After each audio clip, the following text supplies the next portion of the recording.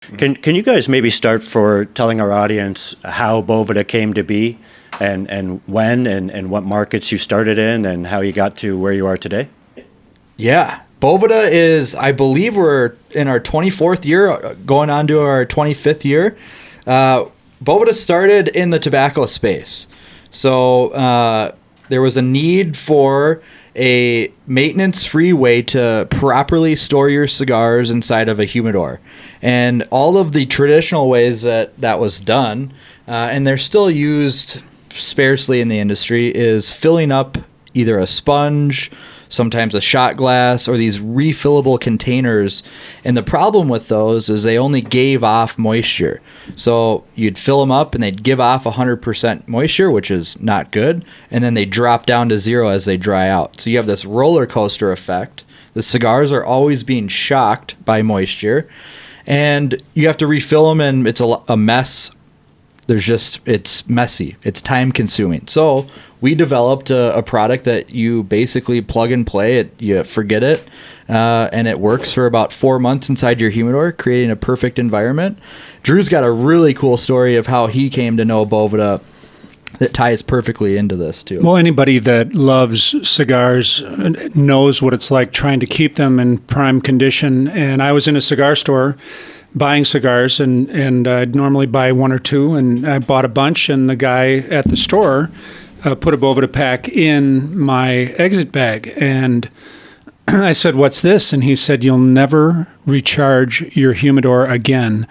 And for a cigar lover, that's like a epiphany moment where you just go, it's a shocking moment. It's like the hassle of trying to maintain a mechanical humidistat inside of a humidor is brutal. It's the way we used to do things until Boveda came along. And that's the way I discovered Boveda, and fell in love with the technology, and then ended up meeting the people, fell in love with the people, and then I ended up starting to travel with Scotty and taking Boveda to trade shows all over the place. So yeah. The tobacco industry was booming at the time, and then as years went on, we knew that there's obviously other industries and other products that are moisture sensitive on that micro scale, and one of those was musical instruments. So any wooden instrument, as you know, wood will either absorb or give off moisture depending on the environment, and that can create warping or cracking in the wood, which becomes a big issue for guitars. They lose their tune. If it's really extreme, they'll crack, and they're ruined at that point. So we created a product that was specific for wooden instruments and wooden products. And then back in around, I want to say 2007, we had some folks that were using our tobacco RH level packs for cannabis. Now, cannabis was not on our radar.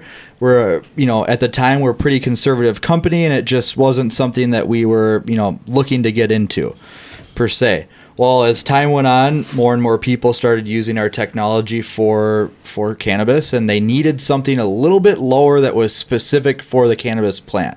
So we went to work and spent about 3 years developing the 62% formula.